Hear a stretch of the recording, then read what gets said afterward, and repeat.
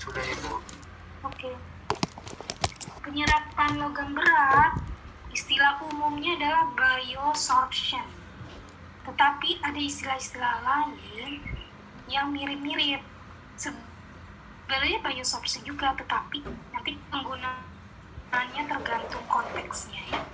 Ada bioaccumulation, bioremoval, biomining, biohydrometallurgy, bioleaching, biooxidation. Nanti kita bisa lihat perbedaannya, walaupun beda-beda tipis ya. Ini untuk mengingatkan yang dimaksud logam berat adalah arsenik, tungsten, nikel, dan seterusnya. Biasanya di tabel periodik golongan 6 ya. Saya juga nggak ingat tuh ya. Masalah golongan 6. Ada juga yang metaloid. Metaloid berarti dia bukan logam tetapi punya sifat seperti metal ya. Nah, sumber logam berat di lingkungan paling banyak adalah dari pertambangan tentunya.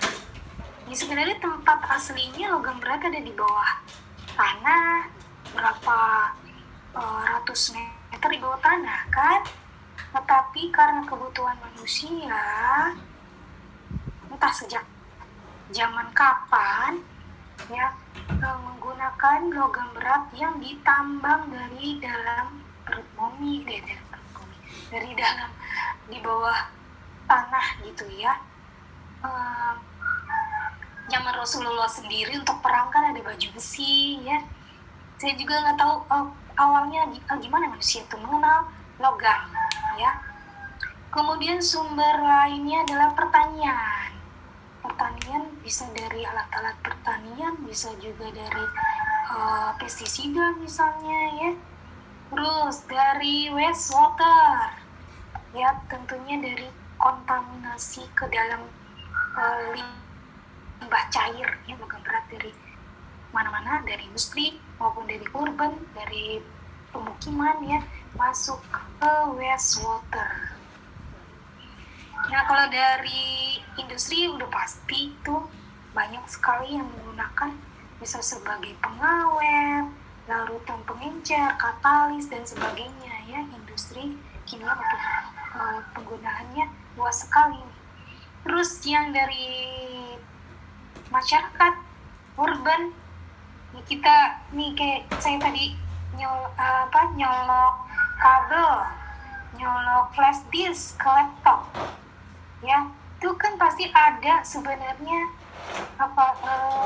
gesekan antar logam ya, yang bisa menyebabkan kemana-mana tuh serpihan logamnya yang mungkin nggak kelihatan jelas ya. Emas aja disimpan bisa nyusut ya katanya ya, emas ya, walaupun kita membuktikannya sulit karena timbangan kita tidak seanalitik yang realnya gitu ya, yang kita miliki.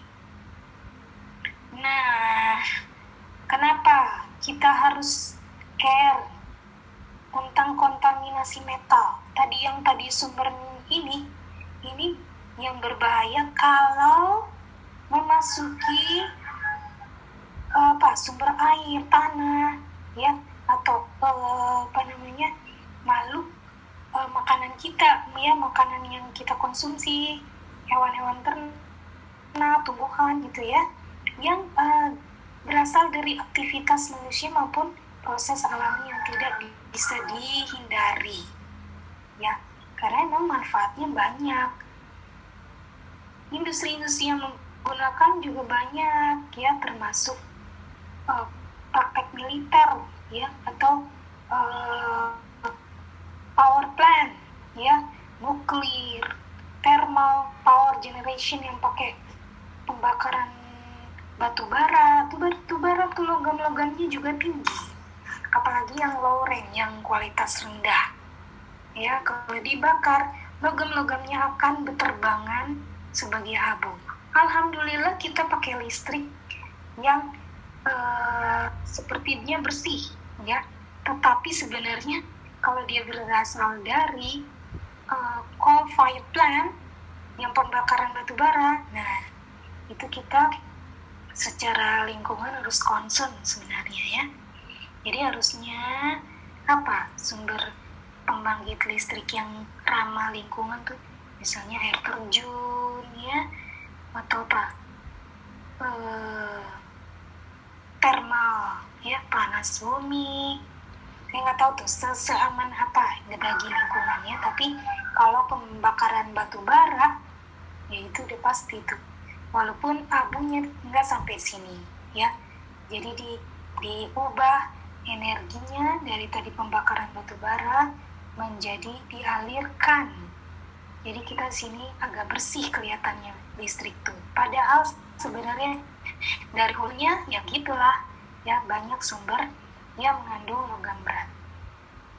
Sehingga orang berupaya untuk meminimalkan kontaminasi atau menangani kontaminasi tadi dengan berbagai macam teknologi ya, bisa secara fisika maupun kimia. Kimia juga udah terkenal di proses-proses ini ya. Tetapi yang paling diinginkan adalah pastinya yang paling hemat, paling efisien ya. Di antara yang diajukan adalah biosorption ya, walaupun nanti ada pemikiran lagi seramah lingkungan apa, seefisien apa, seefektif apa, sehemat apa ya, itu banyak pertimbangannya ya. Biosorption oleh bahan-bahan yang berasal secara langsung atau tidak langsung ya dari berbagai organisme telah lama dikenal. Aplikasinya setelah muncul di sejumlah literatur pada awal 1980-an. Ini terutama yang menulis paling lengkap mereview adalah Volesky dan Holland tahun 1995. Yang kemudian berkembang sampai sekarang ya. Apa yang dimaksud biosorption? Yaitu sifat dari jenis tertentu organisme baik inaktif maupun aktif yang mampu mengikat dan mengkonsentrasikan logam berat dari larutan dalam konsentrasi yang sangat kecil logamnya ya. Kalau proses kimia yang tadi itu tidak cost efektif karena logam berat itu konsentrasinya bisa saja mengkontaminasi badan air atau bahkan air minum dalam konsentrasi yang sangat kecil, dan itu sudah berbahaya kan. Sudah misalnya air minum kita mengandung merkuri dalam kisaran 100 ppm part per million. Nah tuh 100 mg sedikit banget dalam 1 liter. Apakah itu nggak berasa? Itu sebenarnya sudah toksik ya. Jadi itu hanya bisa dilakukan penyerapannya dengan biosorption. Secara kimia berapa bahan kimia yang harus dipakai untuk mengkonsentrasikan gitu ya. Jadi yang dianggap lumayan cost efektif adalah biosorption. Dalam biosorption ada 2 fase. Fase solid yaitu biosorbennya sendiri, dan fase liquid yaitu airnya atau larutannya yang mengandung tadi biosorben ya. Disinilah metalnya itu terkandung atau bahan sorbet yang harus diserap ya oleh biosorben. Biosorben dikelompokkan menjadi 2, yaitu organisme terutama alga, fungi, dan bakteria. Lebih disukai yang inaktif ya. Jadi sel mati alga, fungi, bakteria itu masih bisa dipakai ya. Kemudian ada juga ya derivatnya, produknya ya yang dikenal sebagai biopolimer. Itu bisa juga digunakan untuk menyerap logam berat. Nah, ini ada istilah bioaccumulation, yaitu kebalikannya dari biosorption yang lebih dikenal dalam sebagai proses inaktif. Kalau bioaccumulation aktif ya secara metabolisme oleh bahan hidup. Jadi alga, fungi, bakterianya hidup. Mereka butuh logamnya sehingga mereka menyerap dan mengakumulasikannya. Ya. Bisa dipahami perbedaannya ya. Biosorption dengan bioaccumulation. Sekilas tentang bioaccumulation. Organisme tadi yang disebut bakteri, ragi, alga mengakumulasi ion logam dari larutan terutama secara aktif. Mekanismenya pengambilan secara intraseluler, penyimpanan via sistem transport kation aktif, pengikatan pada permukaan atau mekanisme yang belum diketahui. Kemungkinan mereka menggutu, mereka mungkin biasa berada di lingkungan yang terkontaminasi suatu jenis logam atau beberapa jenis logam, sehingga mereka bisa menggunakan logam-logam tadi sebagai mungkin kofaktor enzim bisa jadi ya.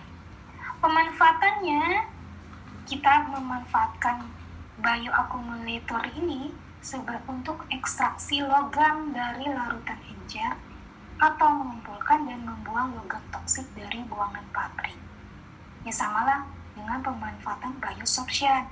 Tapi harus hati-hati, setelah digunakan untuk bioaccumulation, bakteri, ragi, alga ini tidak boleh memasuki jaring makanan. Jadi harus benar-benar difilter, ya, disaring kemudian diekstraksi juga.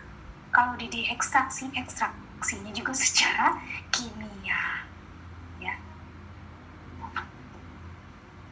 Nah, kembali ke biosorption.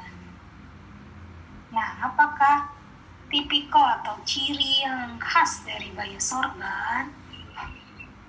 Beberapa biomasa berasal dari limbah dari industri fermentasi skala besar seperti Rhizopus, Bacillus subtilis, dan lumpur aktif ya. Biomasa yang bisa mengikat logam dikumpulkan dari laut bisa juga, misalnya alga coklat gitu ya, sargassum, ekolonia, dan lain-lain ya. Itu apalagi kalau lautnya biasa tercemar logam ya, mungkin laut Jawa ya, di Ancol kali itu, harus hati-hati tuh, mungkin alga coklat yang biasa buat produksi agar-agar tuh, waspada tuh, takutnya ada logam-logamnya yang terserap ke situ. Atau bisa juga biopolimer yang secara normal diekstraksi dari organisme inaktif dan diproses sebelum digunakan, misalnya kalsium alginat yang tadi itu ya, yang diantaranya buat imobilisasi sel. Alginat ada di dalam dinding sel alga coklat ya, seperti garam-garam, kalsium, magnesium ya, atau garam sodium atau natrium dari alginic acid. Nah, ini sudah terbukti biosorben ini yang disebutkan di sini bisa mengakumulasi lebih dari 25% logam-logam, beratnya lebih dari 25% berat selnya sendiri, biomasanya sendiri, berupa logam Pb atau plumbum ya, Ag itu perak ya, aurum, uranium, kuprum, tembaga ya. Ini diteliti lebih dari 25% dari biomasanya. Ya, ini alga coklatnya, harus waspada. Bermanfaat, tapi jangan sampai masuk ke jaring-jaring makanan, termasuk nanti terkonsumsi oleh manusia, itu bahaya ya. Ini dia alga apa saja yang bisa menjadi biosorben ya, dan logam-logamnya. Mengapa biosorption itu unggul? Ini contohnya penyerapan CO ya, tembaga. Di sini ada grafik sumbu Y-nya adalah jumlah yang diserap dalam miligram per gram biomasa. Dan ini adalah konsentrasi kesetimbangan. Konsentrasi kesetimbangan itu artinya udah segitu-gitunya aja, kalau ditambah lagi nggak bisa nyerap gitu ya. Ada batasnya. Di sini yang tinggi itu adalah misalnya Rhizopus arizus yang dimobilisasi. Nah tuh ya. Kemudian Aspergillus niger dalam sistem yang tidak diberi buffer ya. Kemudian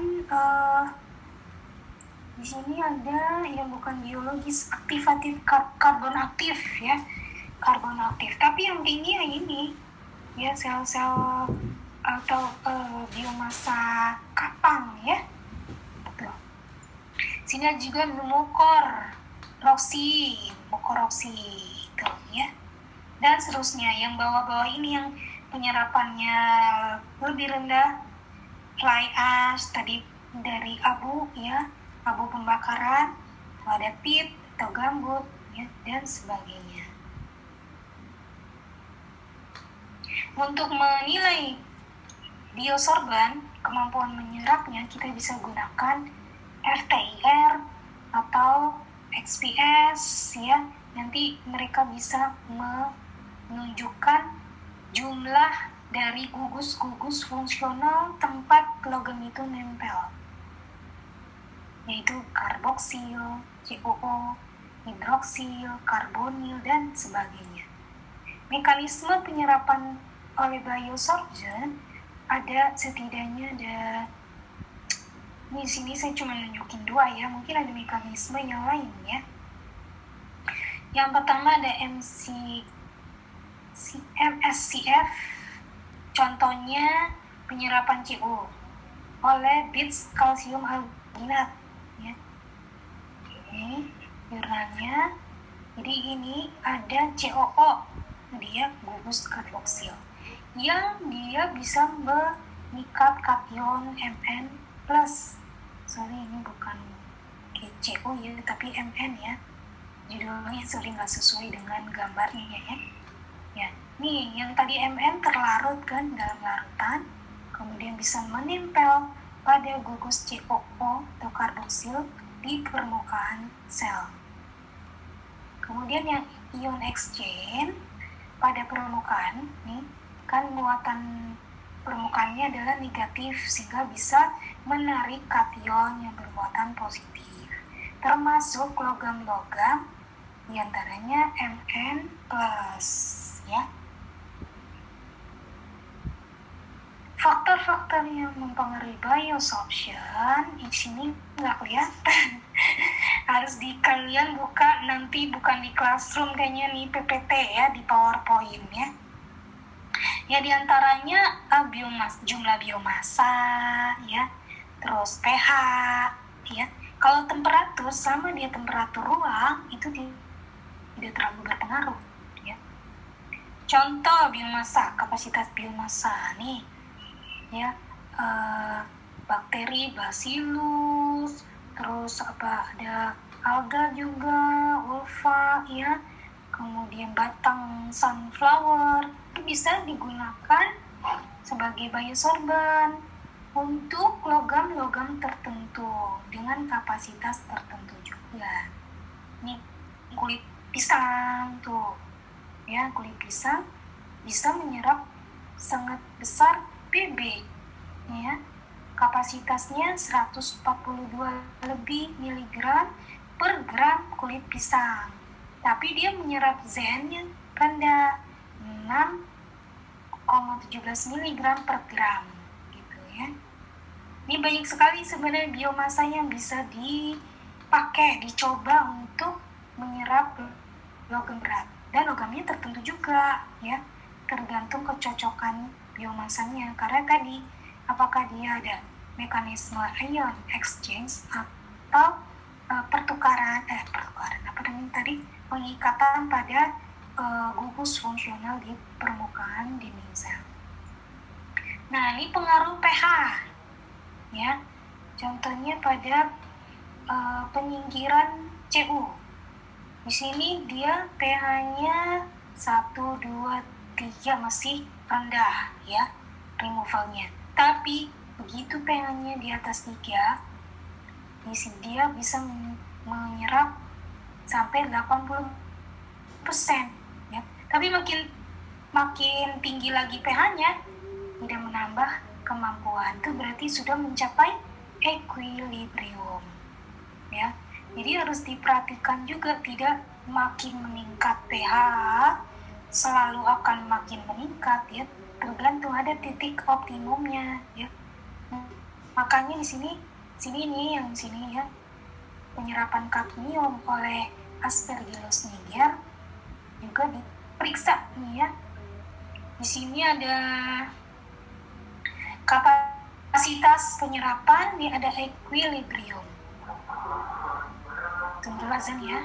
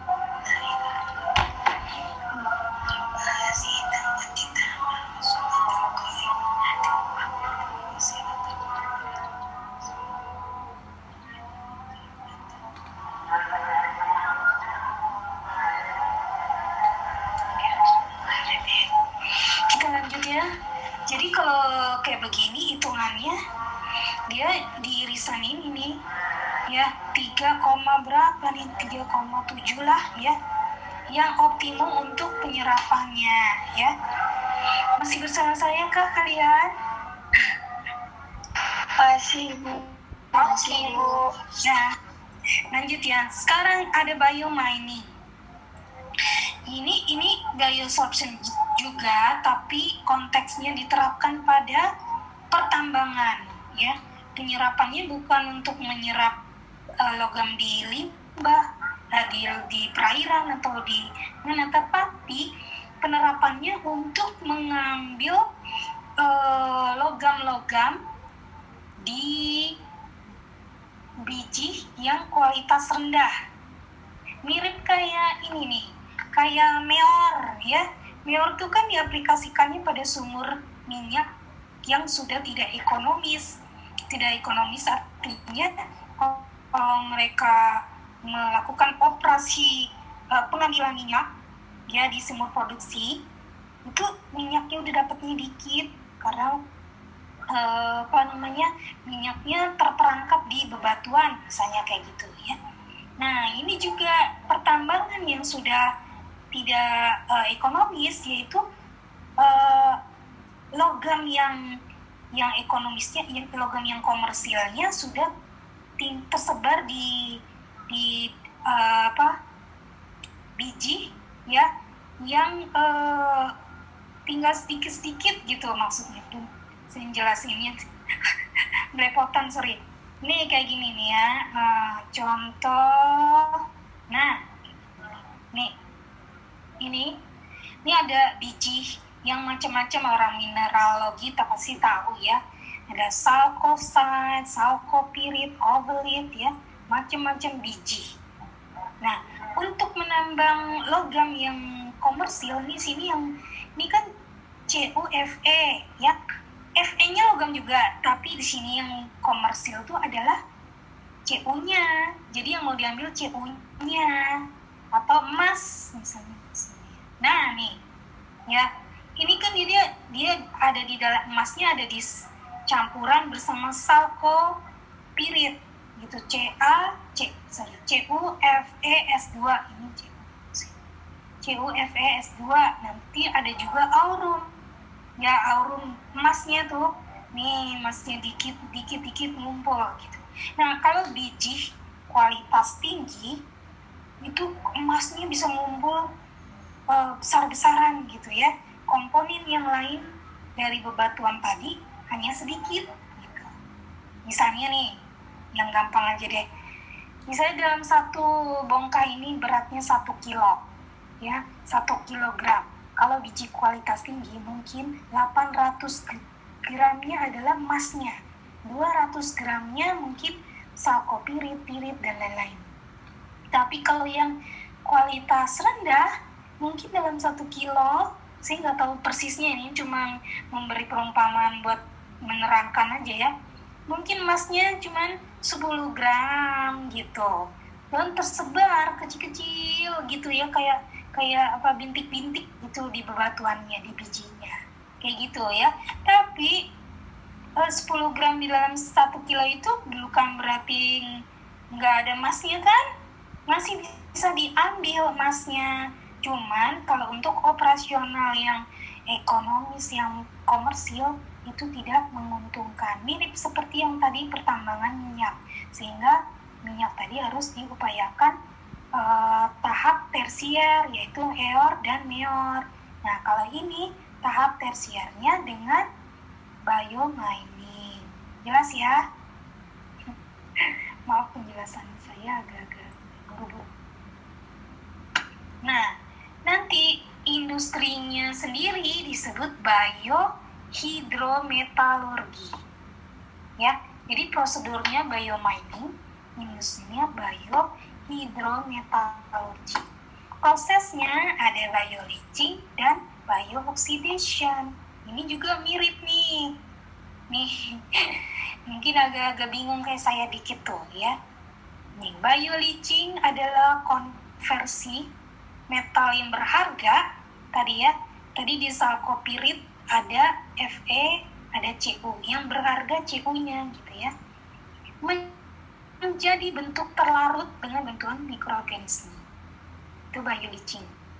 Sedangkan biooxidation, metalnya ya yang terutama ada di apa namanya di batu tadi, di biji, ya sebutnya kan pores tuh biji, ya itu dioksidasi, ya supaya nanti bisa dilakukan proses berikutnya.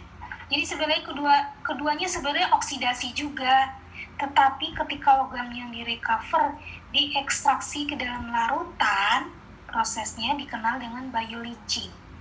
Tetapi ketika logamnya tetap di dalam mineral, istilah bioleaching menjadi biooxidation, gitu ya. Jadi konteks kalimatnya aja, sebenarnya ini semuanya adalah biomining, ya. Nah, pada umumnya sebenarnya biooxidation adalah proses bioleaching. Nah, ini yang dikenal adalah Thiobacillus ferrooxidans bakterinya, ya, atau Thiobacillus thiooxidans. Nih ya, metal sulfida atau metal bivalen, ya, ini dia terikat, diberi oksigen, ditambah Thiobacillus ferrooxidans, tentunya enzimnya ya yang berperan akan menjadi metal sulfat.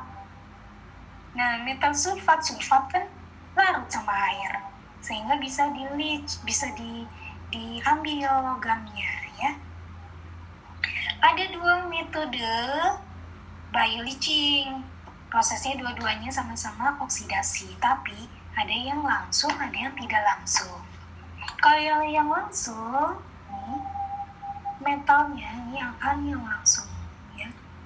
Ini ada pirit, FeS2, ada salcopirit, CuFeS2. Yang mau diambil adalah Cu-nya. Ini ceritanya ore-nya tadi ya, bijinya ya. Diberi oksigen, juga bakteri Thiobacillus ferrooxidans. Sehingga nanti ini akan meluruh menjadi Cu sulfat dan besi sulfat. Nah, yang diambil ini. Ya, ini kalau tinggal dilarutkan jadi asam sulfat dan Cu-nya terlepas. Kalau yang indirect, ya, ini ada pirit dan juga salcopirit dioksidasi, ya, dengan oksigen dan Thiobacillus ferrooxidans. Produknya adalah besi feri dulu, Fe3+. Baru kemudian diberikan bakteri yang sama, ya, atau pengoksidasi besi feri yang lain, baru dihasilkan CuSO4 dan besi yang ferro, ya, FeSO4, gitu ya. Ini cuma lewat ini dulu yang indirect nih, ya, produknya besi feri, gitu. Kemudian ini adalah sifat-sifat umum dari mikroorganisme yang dipakai dalam biomining. Tentunya sifatnya kimolitotrofik, tersebut rock eating ya, autotrofik, acidofilik, dan menggunakan oksigen sebagai akseptor elektron yang disukai. Ini tadi ya yang ngomong Thiobacillus ferrooxidans dan thiooxidans. Ini bentuk-bentuknya, sifat-sifatnya. Nah, ini kayak gini nih. Dia bisa nempel di biji, kemudian mengoksidasi dengan adanya oksigen dan menyebabkan luruh tuh. Ya, yang tadi CuSO4, ya, meluruh. Jadi dia membawa Cu-nya, ya, ke dalam sulfat. Begitu ditambahkan air, ya udah terbentuk larutan asam sulfat dan Cu-nya terlepas. Aplikasinya biomining ini mirip kayak tadi meor, ya. Jadi diperkaya dulu bakterinya di fasilitas di permukaan, kemudian dipompakan ke dalam sumur injeksi. Kemudian dibiarkan mereka berproses. Tentunya ditambah oksigen ya, karena tadi kan prosesnya biooxidation ya. Setelah berproses, baru kemudian dipompa, ditarik ya melalui sumur recovery. Lalu dimurnikan ya. Jadi tadi dipisahkan logam yang komersialnya, Cu misalnya tadi atau emas ya. dan uranium misalnya. Nah, mikroorganismenya bisa diresirkulasi, dipakai lagi gitu ya. Ini contoh paten metode untuk recovery mikroorganismenya. Jadi sel ini bisa dikembalikan ke proses awal, gitu, bisa dipakai lagi gitu ya. Bioleaching tergantung pada mineralogi bijinya. Jadi bijinya tuh tidak boleh beracun bagi mikroorganisme. Jadi harus diselidiki dulu kandungan logam-logam lainnya di dalam biji. Ya, tidak boleh menghasilkan senyawa toksik. Makin luas permukaan biji, makin menguntungkan karena lebih cepat. Ini ditempuh dengan dibikin kecil-kecil gitu ya, bijinya dihancurin dulu. Kemudian faktor biologinya harus disediakan kondisi pertumbuhan yang menunjang pertumbuhannya. Prospek lain selain tadi bakteri Thiobacillus, ada juga Archaea sulfolobus. Ya, dia sifatnya termofilik, obligat. Jadi kalau diaplikasikan ke dalam pertambangan yang memang suhunya tinggi itu mudah ya, nggak perlu pusing-pusing mengatur suhu ya. Kemudian dia juga tahan terhadap toksisitas limbah mineral yang lain, misalnya molybdenum ya. Dan prospek lain adalah kultur campur, dikombinasikan aja itu sulfolobus dengan Thiobacillus misalnya gitu ya. Kemudian ini contoh-contohnya bioleaching tembaga ya, kemudian emas, uranium, ini ada semua di mana tuh? Freeport ya. Freeport tuh zaman dulu saya waktu kecil tuh taunya itu pertambangan tembaga. Ternyata banyak yang lebih menjanjikan, yaitu emas sama uranium. Kita tahu emas tuh menjadi cadangan mata uang negara-negara di dunia kan. Siapa yang punya emas, wah itu dia kaya tuh ya. Nah jadi ya itulah, Indonesia kebagian cuman gaji pegawai-pegawainya, mungkin tanahnya rusak yang tadinya bukit di Freeport jadi cekungan ya kalau kita lihat foto-fotonya ya. Belum lagi efek lingkungan yang berbahaya pada pertambangan. Nah ini nih efek lingkungannya ya. Bioleaching ini, artikel ini menarik nih, kalian bisa baca di sini. Bioleaching dikenal sebagai proses yang environmentally friendly method dalam memisahkan logam dibandingkan dengan smelting. Smelting itu proses kimia ya dalam memisahkan logam. Karena istilah bionya di depan namanya kan, embel-embel bionya, tetapi harus mempertimbangkan aspek-aspek yang dihasilkan dari bioleaching ini yang mungkin negatif bagi lingkungan. Misalnya tadi asam sulfat yang tadi ya, itu bisa mengkontaminasi badan air bawah tanah ya, atau di tanah permukaan ya, yang bisa menurunkan pH. Apa itu disebut apa? Acid mine? Acid mine? Apa ya? Kalian ini kemana nih? Yuhu. Udah aja nih. Suara saya kedengaran nggak? Dengar Bu. Dengar Bu. Nah, yang waktu itu acid mine drainase ya. AMD, acid mine drainase. Ingat ya topik kita waktu itu? Iya Bu. Iya, oksidasi logam bisa menyebabkan acid mine drainase yang menurunkan pH baik perairan maupun tanah, menyebabkan ikan-ikan pada mati, terus tumbuhan mati, tanahnya jadi asam, sulit untuk ditumbuhi, kayak gitu ya. Belum lagi ekstraksi logam-logam yang berbahaya nih, seperti lead dan arsenik ya, juga menyebabkan polusi dari badan air. Tapi peneliti bioleaching berargumen, katanya logam-logam itu sama bakterinya juga ada di lingkungan, di dalam tanah, ya, sehingga mereka mempengaruhi lingkungan, juga manusia sebenarnya terjadi secara alami, walaupun nggak ada pertambangan atau nggak ada biomining, kata peneliti bioleaching.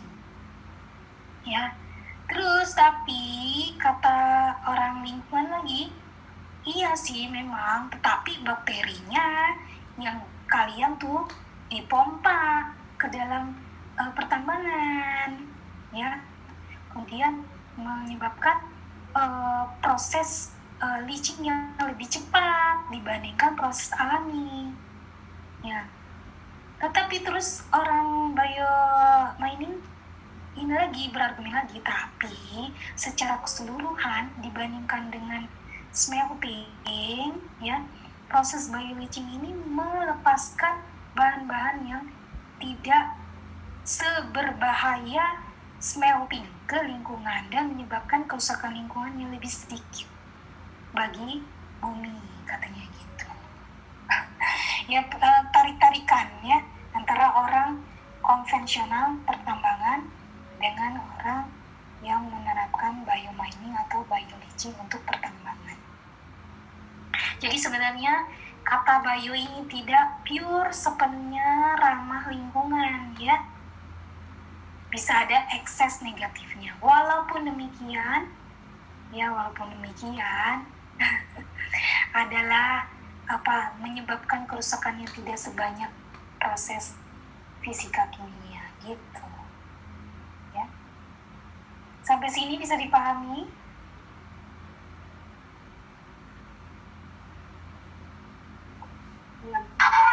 Iya, boleh coba. Oke. Ada pertanyaan nggak? Kalau tidak ada, kita akhiri pertemuan ini dengan membaca doa. Alhamdulillahirobbilalamin. Subhanallahumma